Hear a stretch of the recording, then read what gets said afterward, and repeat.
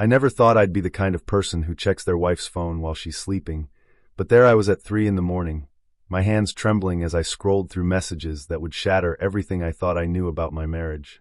My name is Luke, and 6 years ago I married Charlotte, a brilliant gynecologist with ambitions that matched my own drive as a credit analyst. We met in Worcester at a mutual friend's wedding, and I remember thinking she was the most captivating woman I'd ever encountered. Her intelligence, her passion for helping women, it all drew me in completely. We built what I thought was an unshakable foundation together. Our early years were everything I'd imagined marriage could be. We'd spend weekends exploring New England, driving up to Vermont for fall foliage or down to Cape Cod for summer beach days. Charlotte loved trying new restaurants, and I loved watching her face light up when she discovered a new favorite dish. We'd talk for hours about our dreams, the house we wanted to buy, the children we'd have someday, the life we were building together brick by brick. We bought our house in Worcester 3 years into the marriage. A beautiful colonial with a wraparound porch and a backyard perfect for the family we planned to have. We spent months renovating it ourselves. Well, mostly directing contractors, but we painted the bedrooms together, chose every fixture, debated tile patterns until midnight. Charlotte wanted the master bathroom done first. "For when I'm pregnant," she'd said, laughing, "I'll be spending a lot of time in there." That was before everything changed. Before I learned that sometimes the person sleeping next to you is a complete stranger. But I'm getting ahead of myself. Let me tell you how it all unraveled in the most unexpected way possible. It started on a Tuesday afternoon in October. The leaves were changing colors outside my office window, and I was reviewing loan applications at my desk, analyzing credit scores and debt-to-income ratios with the methodical precision that had made me successful in my field. Credit analysis is all about reading between the lines, spotting the red flags that others miss. I've always been good at it, which makes it especially ironic that I missed every single warning sign in my own marriage. My phone rang. Unknown number. I almost didn't answer. Unknown numbers are usually spam or salespeople trying to refinance mortgages. But something made me pick up. Maybe it was intuition. Maybe it was just chance. "Is this Luke?" A woman's voice, strained and unfamiliar, with an edge of barely controlled emotion. "Yes, who's this?" "My name is Jennifer. Jennifer Caldwell. I think we need to talk about our spouses." My stomach dropped before I even knew why. Something in her tone, the careful way she said, "our spouses," triggered an alarm I didn't know I had. "I'm sorry, what? Your wife Charlotte works at Worcester General, right? With Dr. Thad Caldwell?" The pause that followed felt like drowning. Charlotte had mentioned Thad in passing over the past few months, the new doctor who'd joined the practice, someone she worked with on cases. I'd never thought twice about it. Why would I? "Yes, she does." "What is this about?" "I found some things on my husband's phone. Things he shouldn't have. Things about your wife." Her voice cracked. "I'm so sorry to call you like this, but I thought you deserved to know. If someone knew about my situation and didn't tell me, I'd be furious." The office walls seemed to close in around me. My hands went cold. Jennifer explained that she'd discovered months of messages between Thad and Charlotte. She'd been looking for her husband's phone to check a calendar appointment when she'd seen a notification pop up. A message from C with a heart emoji. Her curiosity had turned to suspicion, and suspicion to devastating certainty. Intimate messages. Plans to meet during lunch breaks. Hotel receipts, she'd found those too, tucked into his wallet. The Marriott downtown, the boutique place on the west side that Charlotte and I had always talked about trying. They'd been there. Multiple times. The kind of evidence that leaves no room for doubt or misinterpretation. "How long?" I managed to ask, my voice barely working. "From what I can tell, about 4 months. Since he started at the hospital in June." 4 months. 1/3 of a year. I mentally rewound through the summer, through every interaction with Charlotte. July 4th, when she'd said she had to work and I'd spent the holiday alone, watching fireworks from our backyard. August, when she'd started going to the gym more often, leaving early in the morning, and coming back energized in a way that seemed new. September, when she'd suggested we take a break from actively trying to have a baby because the pressure was getting to her. All those late nights Charlotte claimed were emergency cases, or staff meetings suddenly took on a different, sickening meaning. Every "I love you" she'd said during that time now felt like a knife twisting deeper. Every kiss, every moment of intimacy we'd shared. Had she been thinking about him? "There's something else," Jennifer continued, her voice barely a whisper. "I found a lab report in his belongings. I think your wife might be pregnant." The phone nearly slipped from my hand. The room spun. Charlotte and I had been trying for a baby for over a year with no success. We'd seen specialists. Charlotte had run every test on herself, used her medical knowledge to track ovulation, adjusted her diet and exercise. Nothing had worked. She'd told me just 2 weeks ago that we should consider taking a break from trying, that the pressure was affecting her emotionally, that maybe we needed to just relax and let nature take its course. Now I understood why. She was pregnant, just not with my child. After she hung up, I sat at my desk, staring at my computer screen without seeing anything. My coworkers moved around me, living their normal lives, while mine had just exploded. I left work early, claiming food poisoning. It wasn't entirely a lie. I felt physically ill. The drive home was a blur. My mind raced through every interaction, every moment with Charlotte over the past 4 months. How had I missed it? How had I been so blind? I thought about the night 2 weeks ago when she'd told me we should stop trying for a baby. We'd been in bed, and she'd turned to me with what I thought was genuine concern in her eyes. "Luke, I think we need to take a break from all the baby planning," she'd said. "The stress isn't good for either of us. Let's just enjoy being together for a while." I'd agreed, thinking she was being thoughtful, being wise. Now I realized she was pregnant and panicking, trying to create distance so she could figure out her next move. When I got home to our empty house, Charlotte wouldn't be back for hours. I did something that went against every principle I held. I searched through Charlotte's belongings. I started with her nightstand, feeling like a criminal in my own home. Beneath some old magazines and a book she'd been reading, I found what I was looking for: a positive pregnancy test. Hidden. Secret.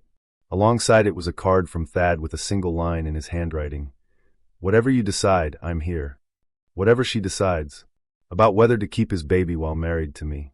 About whether to tell me the truth or live a lie. About whether to blow up our marriage or let me raise another man's child, unknowing and trusting. I sat on our bedroom floor, holding that pregnancy test, and felt something break inside me. Not just my heart, that was already shattered. Something deeper. My sense of reality, my understanding of who I was and what my life meant. Everything I thought I knew was wrong. The rage that flooded through me was unlike anything I'd ever experienced. I wanted to scream, to break things, to call Charlotte and Thad both and destroy them with words. But I didn't. Because even in that moment of white-hot fury, my analytical mind was working. If I confronted Charlotte now, emotional and unprepared, she'd have the advantage. She'd had 4 months to construct her lies. She was smart, articulate, a doctor used to staying calm under pressure. She'd have excuses, explanations, tears. She'd make promises about counseling and change. And I might be stupid enough to believe her, in that moment of wanting my life to go back to normal. No. I needed to be strategic about this, not emotional. I carefully returned everything to exactly where I'd found it. Then I made an appointment with the best divorce attorney in Worcester for the next morning, claiming I needed advice on a hypothetical situation for a friend. Something told me I needed to understand my options before making any moves. Charlotte came home that evening with takeout from our favorite Thai place, and a smile that now looked grotesque to me. "How was your day?" she asked, kissing my cheek the way she had 1,000 times before. The casual affection of it, the normalcy she was projecting while carrying another man's child, it took everything in me not to recoil. "Productive," I replied, forcing normalcy into my voice. "How about yours?" "Exhausting. We had 3 emergency deliveries today." She settled onto the couch, rubbing her stomach absently. The gesture made me want to scream. "I'm starving though. Thanks for suggesting Thai." I hadn't suggested Thai. She'd texted me asking what I wanted for dinner, and I'd said, "Whatever you want." But I didn't correct her. I just nodded and opened the takeout containers, playing the role of normal husband, while my world burned down around me. "You okay?" I asked, pointing to where her hand rested on her stomach. She pulled her hand away quickly. "Oh, just some indigestion. Must be something I ate." Another lie. How many more had there been that I'd simply accepted? Over the next week, I became someone I didn't recognize. I documented everything. I befriended Jennifer Caldwell, and together we built an airtight case. She was divorcing Thad too, and unlike me, she confronted him immediately. The fallout at the hospital was swift. An affair between colleagues, especially in a medical setting, raised serious professional concerns. But here's where things took a turn that even I didn't see coming. Charlotte came home pale and shaking one evening. "Luke, we need to talk." My heart pounded, but I kept my expression neutral. About what? Thad. Dr. Caldwell at work. His wife is causing problems. She's making accusations, and it's creating a hostile work environment for everyone. The audacity took my breath away. What kind of accusations? Charlotte hesitated, choosing her words carefully. She thinks her husband is having an affair with someone at the hospital. She's been calling people, making everyone uncomfortable. I feel terrible for Thad. He's such a dedicated doctor, and now his personal life is interfering with his work. I felt terrible for Thad. The words echoed in my head. She was defending him, pitying him, while carrying his child and lying to my face. That sounds difficult, I said evenly. Do you think the accusations are true? Her eyes met mine, and I saw the calculation there. I don't know. Hospital gossip gets so twisted, but I feel bad that he's going through this. I'm sure the truth will come out eventually, I replied. It always does. Something flickered across her face. Fear? Guilt? But she recovered quickly. I'm going to take a bath. Long day. As she left the room, my phone buzzed. A message from my attorney.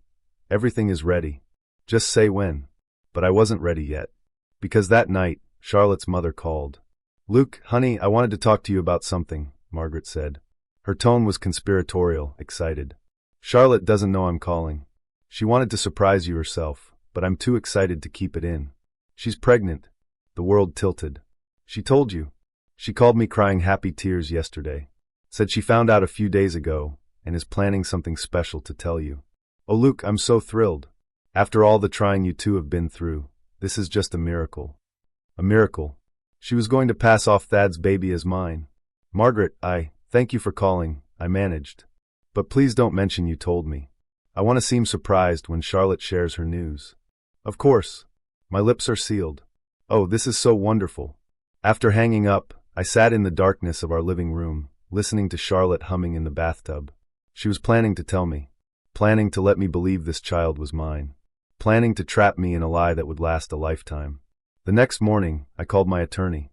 File everything. Today. Charlotte was served with divorce papers at the hospital. I wasn't there to see her reaction, but Jennifer told me later that Charlotte went white as a sheet, dropped the papers, and had to sit down in the hallway. She tried calling me 17 times that day. I didn't answer. When she finally came home, to a house I'd already changed the locks on, I met her at the door. Luke, please, we need to talk. This is insane. What's happening? What's happening is that I know, Charlotte. Everything. About Thad. About the baby. About every single lie you've told me for 4 months. Her face crumbled. How did you? Does it matter? Jennifer Caldwell called me. She found the messages. She found everything.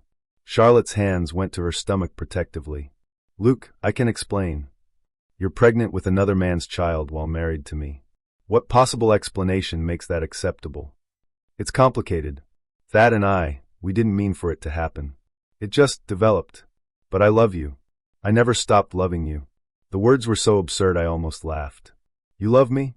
You were going to let me believe that baby was mine. You were going to let me raise another man's child without ever telling me the truth. I didn't know what to do. I panicked. Yes, I was going to tell you it was yours, but only because I wanted us to work. I wanted our family. Our family? There is no our anymore, Charlotte. There's you, there's your choices, and there are the consequences. She started crying, the kind of desperate sobs that once would have broken my heart. Please, Luke. Please don't do this. We can work through this. Couples survive affairs all the time. We can go to counseling, we can... Did Thad leave his wife for you? She froze. What? Jennifer filed for divorce too. So did Thad choose you? Is he standing by you and his baby? Her silence was answer enough. He didn't, did he? Because he's not that stupid. He knows exactly what you are, someone who makes selfish choices and expects everyone else to deal with the fallout. Well, I'm not dealing with it, Charlotte. I'm done. The divorce proceedings were brutal. Charlotte fought for everything, despite being the one who destroyed our marriage. But I had something she didn't: meticulous documentation, Jennifer's corroborating testimony, and a paper trail that made Charlotte's infidelity undeniable. Massachusetts is an equitable distribution state, which meant the courts would divide our assets fairly, not necessarily equally. And given Charlotte's affair and deception, fair ended up being very much in my favor. Our house in Worcester, The one we'd bought together 3 years ago and renovated with our own hands, became mine entirely. Our joint savings account, healthy from 6 years of dual income and careful planning, was split with me receiving 70%. Charlotte's attorney argued she needed more because of the baby, but my attorney countered that the child wasn't mine and Charlotte had deliberately deceived me about the pregnancy. The judge was not sympathetic to Charlotte's position. Charlotte tried one last manipulation. She showed up at my new apartment. I'd moved out of the house temporarily during the proceedings, with a prepared speech about how she'd made a terrible mistake, how she wanted to make amends, how she'd do anything to fix what she'd broken. "I'll terminate the pregnancy," she said, and the words were so cold, so calculating, that I finally saw her clearly. "I'll do it if it means we can start over. Fresh. Like none of this ever happened." I looked at this woman I'd once loved, this woman I'd planned a future with, and felt nothing but pity. "Charlotte, do you hear yourself? You're offering to end a pregnancy, your pregnancy, as a bargaining chip. You don't love me. You love the stability I represent. You love not having to face consequences. But that's not love. That's just fear. I made a mistake.